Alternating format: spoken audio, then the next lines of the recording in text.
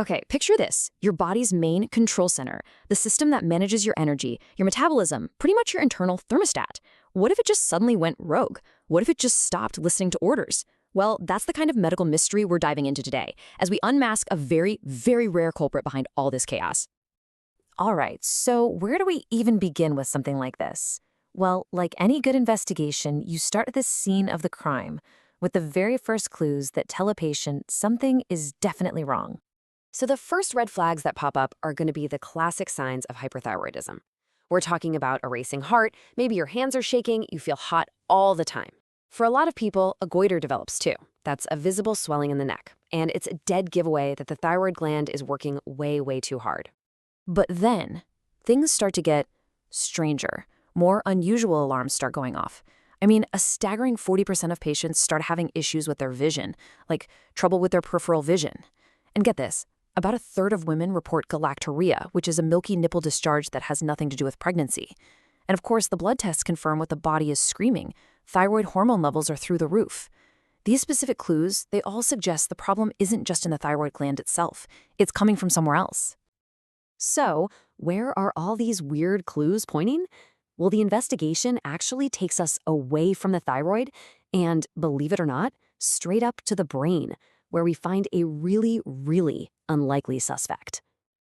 Just how unlikely are we talking? Less than 1%? Seriously, for almost every other case of hyperthyroidism, the problem is right there in the thyroid gland. But for this tiny, tiny fraction, the thyroid is basically just an innocent bystander, getting bad instructions from higher up, and that rarity makes this an incredibly tough case to crack.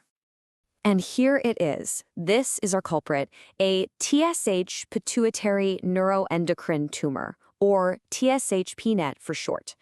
Now, that's just the official name for a small, non-cancerous little growth on the pituitary gland. And its only job, it seems, is to relentlessly pump out something called thyroid-stimulating hormone, or TSH.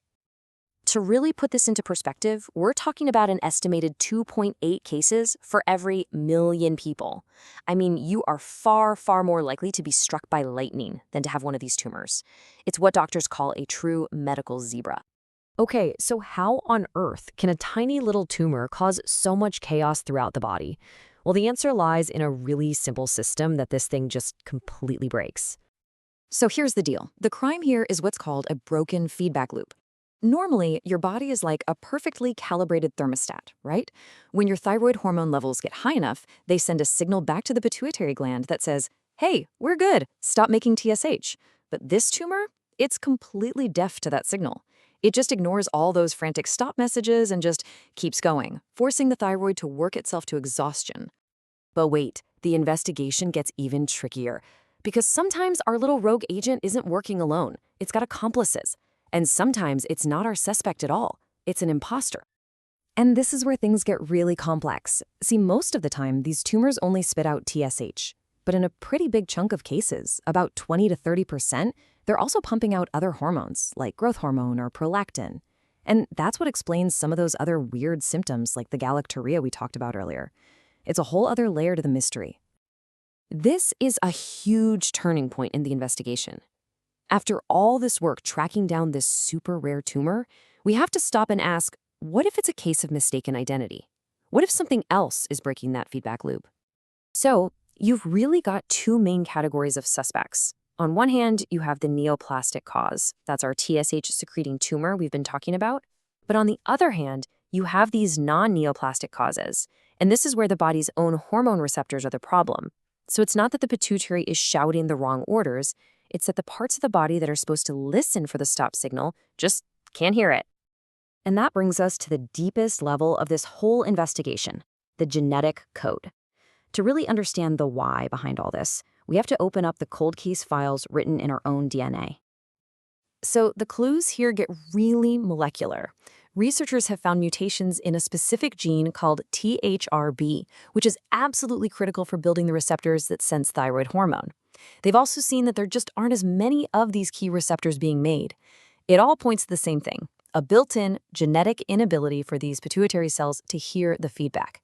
It's like the stop message is being sent loud and clear, but the recipient's phone is just turned off. And really, this is where we are today. We figured out the how, it's this broken feedback loop, And we've identified the main suspects, the tumors and the faulty receptors. But that ultimate why, the very first thing that kicks this whole process off, that's still a mystery. This whole hunt for one tiny rogue agent just shows you how unbelievably complex our bodies are and how much we still have to learn. It really leaves you with a fascinating question, right? As we get better and better at reading our own biological blueprints, how many other baffling diseases are out there, just waiting for us to find that one single genetic key that finally unlocks all their secrets?